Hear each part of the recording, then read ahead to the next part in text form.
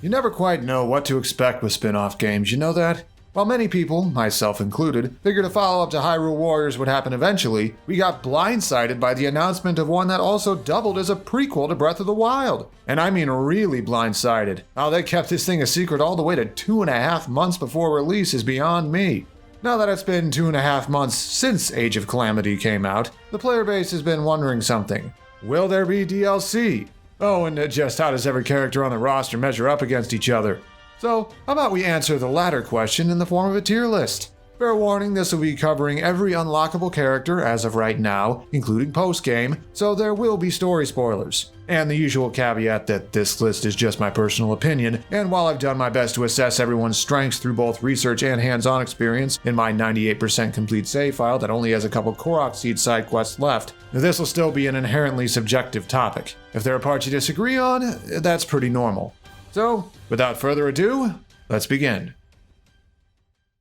We're going to work our way up from the bottom, starting at the lowest point on the list. I'd hesitate to truly call this a low tier, but C tier consists of warriors whose movesets feel too flawed or too incomplete to measure up to the rest of their peers.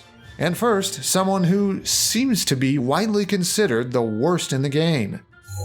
The Goron champion puts his impressive strength to use with the Goron's unique crushing weapons and the ability to control magma, forming a unique moveset with a surprising amount of nuance. Problem is, a lot of it just doesn't click together well. Many of Daruk's combos lean hard on follow-up attacks from destroying or using magma structures, but their damage ain't the greatest, and the aerial strong attack you get from going off magma ramps is restrictive and impractical. Not only that, Daruk is held back in one other very specific way that just happens to be very important: his stasis rune. Locking bosses down while their weak point gauges are exposed is a big part of taking them down quickly, and Daruk happens to have what is by far the worst stasis in the game. Not only is his default attack after connecting with stasis one of the very few in the game that can't be cancelled out of with a dodge, its damage actually isn't that good. While he does have unique defensive abilities with his impenetrable guard that can transition near seamlessly into his first strong attack, a purely defensive playstyle like this runs into trouble when so many missions have time limits. He isn't awful, but Daruk's moveset doesn't function as intended, and his strengths just don't fit the game he's in. From one big body to the next, Hestu is an oddball who takes a while to wrap your head around, and even after that, he still feels underwhelming. Credit where credit is due, his fifth combo, or C5, ends with a chain of explosions that automatically staggers bosses and exposes their weak point gauges. Play this right against bigger targets, and you can try and continuously stun them before they get the chance to attack. However, you need just the right setup for it. Because nearly all of his attacks are pretty slow, Hestu's C5 takes time to get to and even longer to hit, meaning he needs multiple attack speed up seals just to have a chance at pulling off stun locks. He also needs to have many Koroks on hand to make a lot of his best moves actually be good. But summoning more Koroks either requires a several second long dance, a several second long cryonics block, or having a special prepped. It's a constant battle for upkeep to have the backup dancers he needs for his moveset to work, and that is not easy to do in the thick of things. Well then, I did warn about spoilers.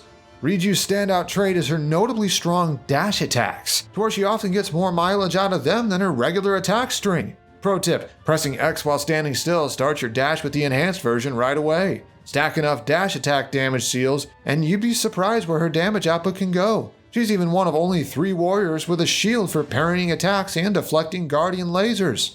However, you can't always lean on 2 moves in a game with such varied maps and objectives, and the rest of Riju's kit doesn't do her many favors. Plagued with weird hitbox placements and other inconsistencies, she can find it hard to fight normally in situations where she can't reliably spam X while moving, and even doing that can fall victim to camera issues. Worse yet, the forced, rigid movement on many of her attacks makes her notably difficult to maneuver where you want her to while also keeping her offense up. I get that she's supposed to feel wild, but in my experience it just leads to her missing attacks and getting hit by stuff she shouldn't have. Again, not awful, but these flaws drag her down.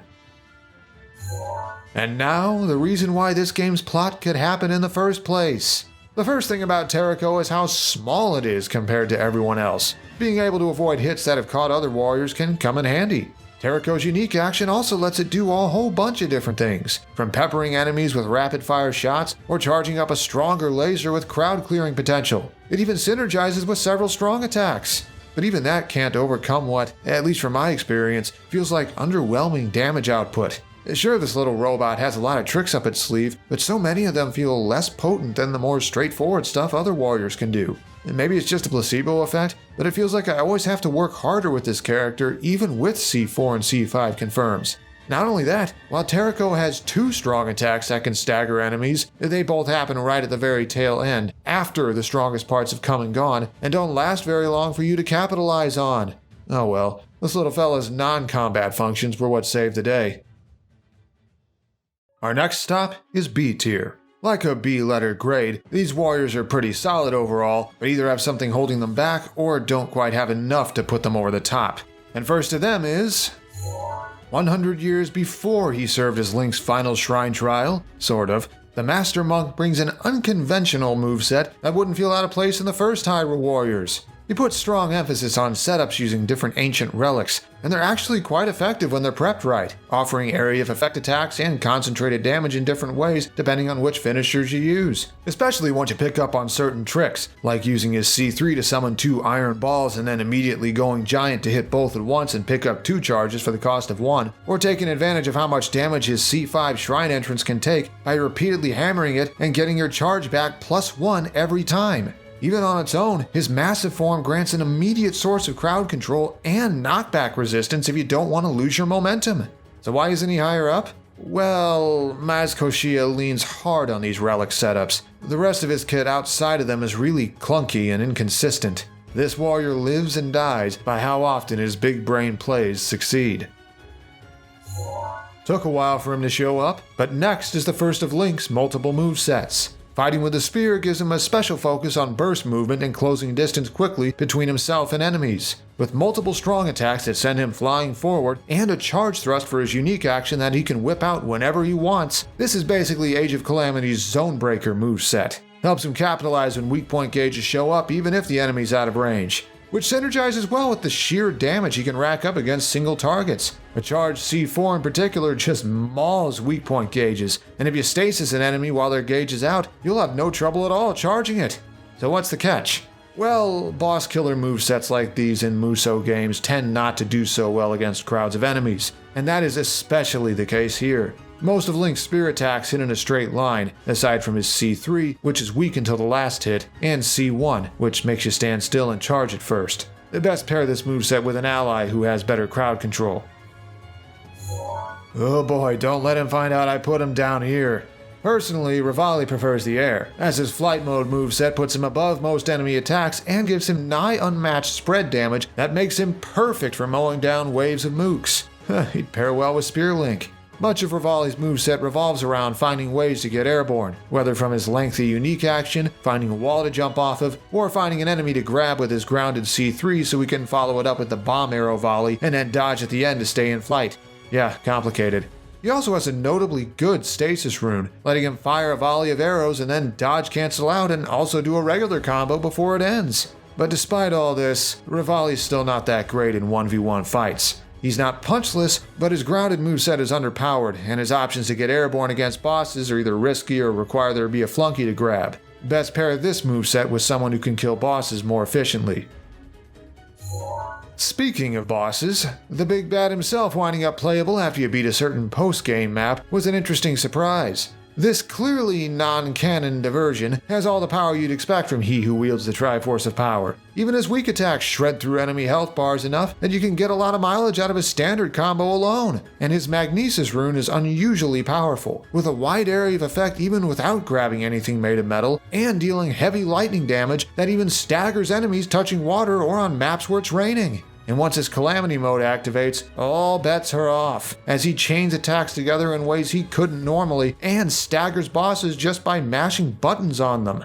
However, for how powerful Calamity mode is, it takes a while to build up, and multiple circumstances, like performing a weak point smash or even swapping to an ally, end it immediately, making it less practical to use than advertised. And a character this gigantic has a hurt box to match. Some enemy attacks he just won't be able to avoid normally. Better hope you can pull off a perfect dodge, or that if you block it you won't get staggered yourself. I remember a lot of people were looking forward to playing as this one, and Urbosa does not disappoint.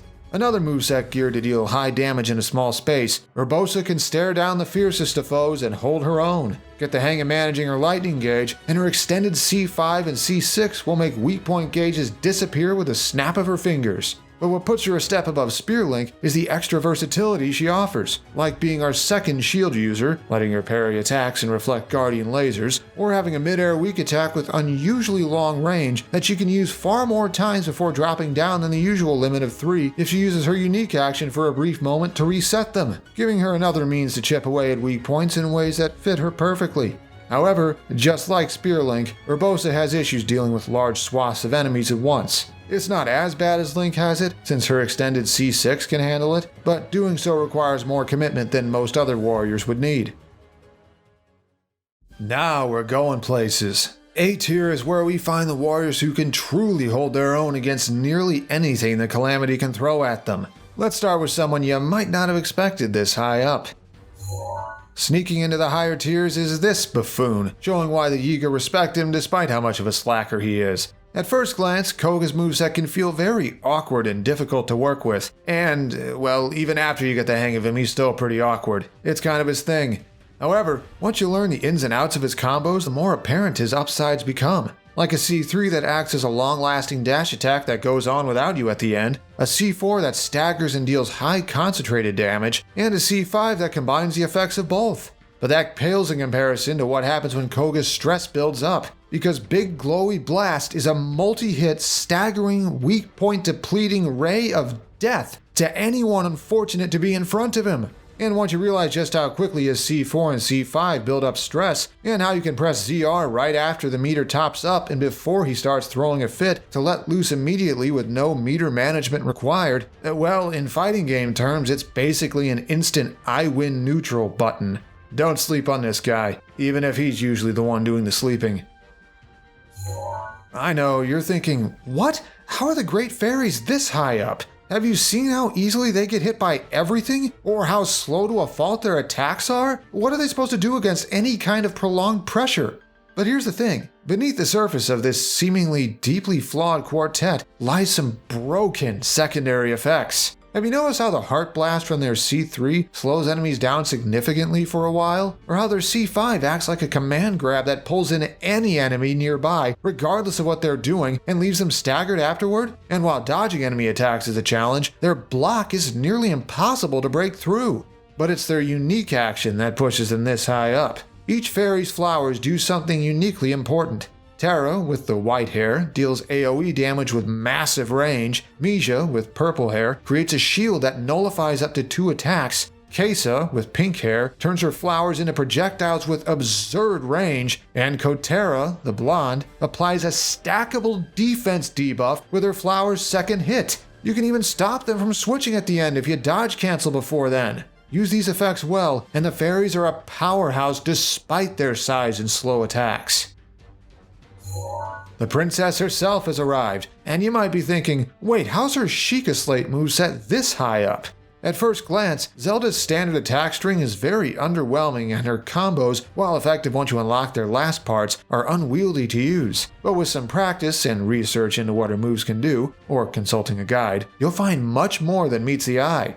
For example, did you realize that while Zelda's Magnesis rune is active and hanging overhead, performing her first weak attack will have the Magnesis pull the crate she digs up into it? And when it's there, releasing the rune will not only deal more damage, it staggers anyone it hits. Or when you lock an enemy with stasis, if you manually end it with ZR instead of letting it run out naturally, it'll deal an extra chunk of damage. Smart use of her runes and attacks allows Zelda to expose weak points at will and deal heavy damage to them and any nearby mooks in one fell swoop.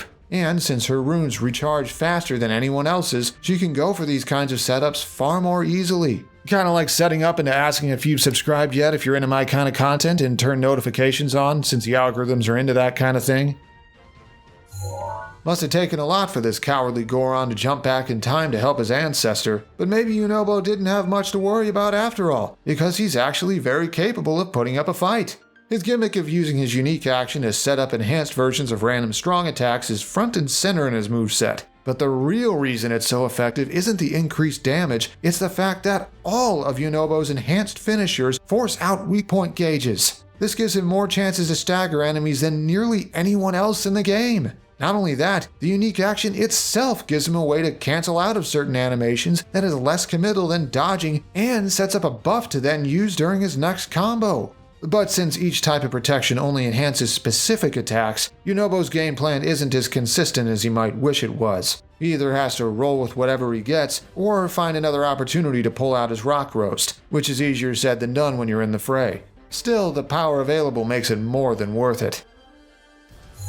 The Hylian champion is back, and this time with something a little heavier. Wielding a two-handed weapon like a greatsword or hammer gives him a moveset with hard-hitting attacks with pretty good range that, surprisingly, only sacrifice speed some of the time. Who thought a scrawny guy like him could put bigger bruisers to shame? Not only that, Link's two-handed weapons also offer special enhanced versions of all of their strong attacks. And these babies get crazy powerful, culminating in a wild display of martial strength that I personally believe is the best C6 in the entire game. It's a menace. But this moveset's main downside does keep it in check, a little. Every time you use an enhanced special, Link takes temporary recoil damage that becomes permanent if he doesn't heal it back fast with his C1 or if he takes a regular hit first. This necessitates finding openings to chow down during prolonged fights, or relying on your weaker, non-enhanced finishers to play it safe. It's a high-risk, high-reward moveset that stands out compared to what you typically see from heavy weapons in these games. And man, is it satisfying to use when things are clicking.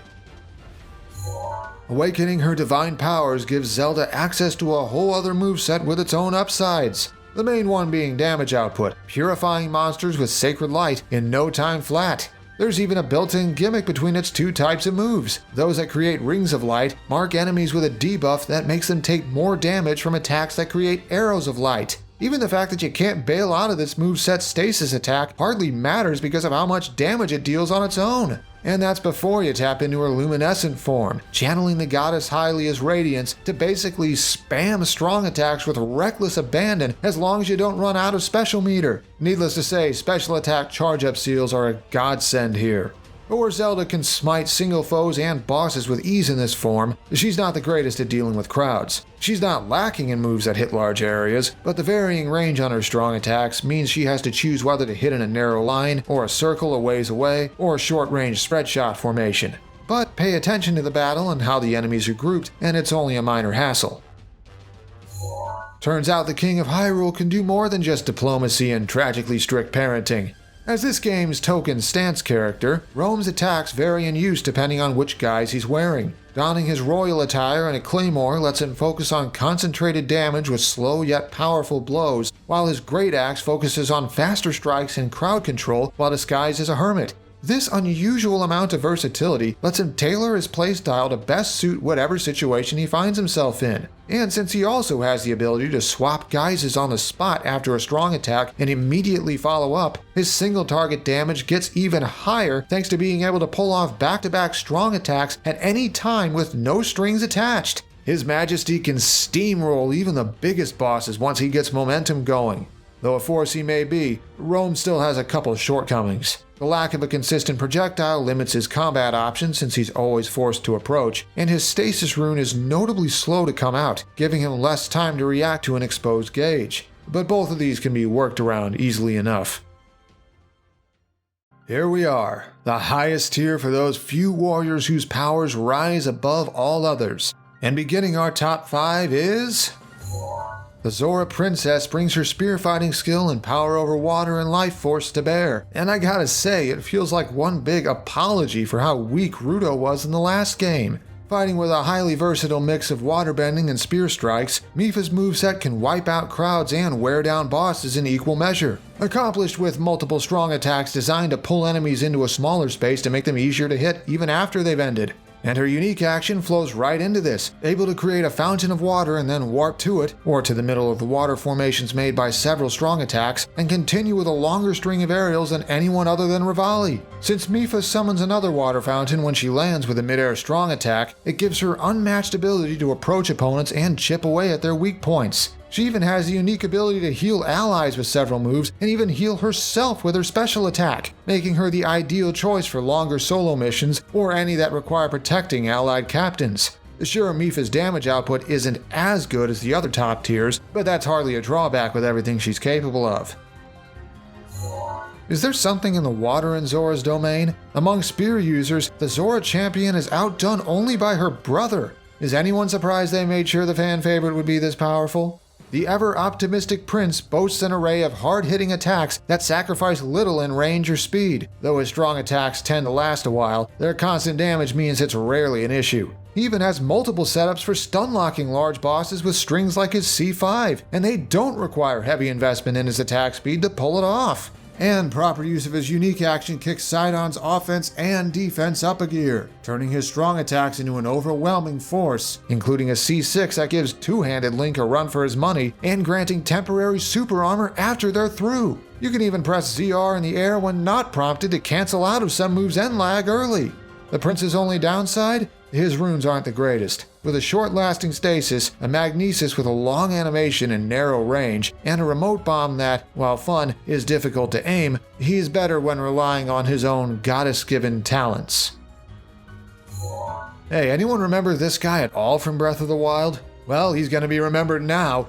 Getting it out of the way, yes, Teba's standard string is rather unwieldy. The thing is, he doesn't need to rely on it. It's just a means to setting up his real sources of damage. With the unique ability to keep his strong attacks going if you keep mashing X, Teba's finishers let him clear out waves of enemies with his C3, pull them in with his C5, snipe down long corridors with his C4, or focus on a single target with his C2 and C6. And by focus, I mean deal so much concentrated damage that no enemy health bar, weak point gauge, or frame rate stands a chance when he gets going. Wiping out an entire gauge in one go on a higher leveled enemy is normal for this guy. And bringing it all together is what is, hands down, the most broken stasis rune in the entire game. Able to aim at, mark, and lock entire hordes in place at once, and with greater distance and a longer duration than anyone else. React with this as soon as you see an enemy's weak point gauge appear, and they can kiss it goodbye. Admit it, you knew Impa was going to be this high up. It doesn't take long once you get the hang of her to realize just how broken she can get. Sure, Impa does take a small amount of setup to get going, which can make using her on maps where you deploy multiple allies a bit inconvenient since her symbols reset whenever you switch to someone else. But in practice, all she needs is a couple seconds to get even one symbol, and it's off to the races. The more clones Impa has, the more absurd her damage output gets, and the more reach she gains on her weak attacks and most of her strong attacks. With 3 symbols active, she has by far the best standard combo in the game. It's not even close. And the sheer amount of hits she can rack up ensures Impa gains specials more often than anyone else, which synergizes perfectly with the fact that she gains a symbol from using one, or gets an even stronger special if she has 3 symbols. All she needs is a little momentum, and Impa is an absolute force to be reckoned with. And yet, there's one warrior still who rises above all the rest. You know, it just feels right for Link with his weapon of choice to be at the top. While his sword and shield moveset might be as straightforward as you'd expect for the first you get your hands on, the upgrades it gains over the course of the game turn it into an utter powerhouse that can do literally anything you could ever want or need it to do. Great standard attacks with big hitboxes? Check. Hard-hitting strong attacks? Check. And with a free follow-up if you remember to charge it, that basically gives him 2 strong attacks in a row just like the king. What about competent aerials with multiple ways to get airborne? A long-lasting dash attack that leads right into a standard combo? A shield for defense, parrying, and anti-guardian measures? Check, check, check. Even has multiple consistent ways to attack weak point gauges, from using aerials to chip away at them, to forcing staggers with his C6, to firing arrows with his unique action that can snipe natural weak points like a Hinox's eye or Lionel's head without breaking a sweat. And if that wasn't enough, the Master Sword makes this moveset even more overpowered. Sword beams give Link's weak attacks even greater range at full health, and the Master Sword has a hidden seal that heals him as he KOs enemies. Not to mention its extra effectiveness against Guardians, Hollows, and other such enemies, making him the ideal choice for any missions that require facing some of the game's greatest threats. And there you have it. A comprehensive list of where I think the cast of Hyrule Warriors Age of Calamity stands compared to each other as of right now. Gotta say, you can tell the devs learned from the first Hyrule Warriors when they designed the roster this time around. We got a varied and interesting cast that is much better balanced, with few real duds. We even got a bigger base roster than I or pretty much anyone expected. Actually, one moveset more than the first Hyrule Warriors had at launch. Speaking of which, I'm interested to see how they handle DLC for this, because let's be honest, it's probably happening, and if the past two Nintendo Musou games are any precedent, it'll probably be a substantial amount of content.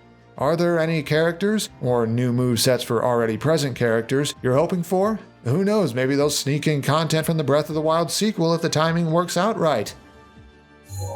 Special thanks to these people for their help making this video happen. Thanks in particular to my patrons for their support despite such trying times. Just enduring this all can make you feel like a warrior, eh?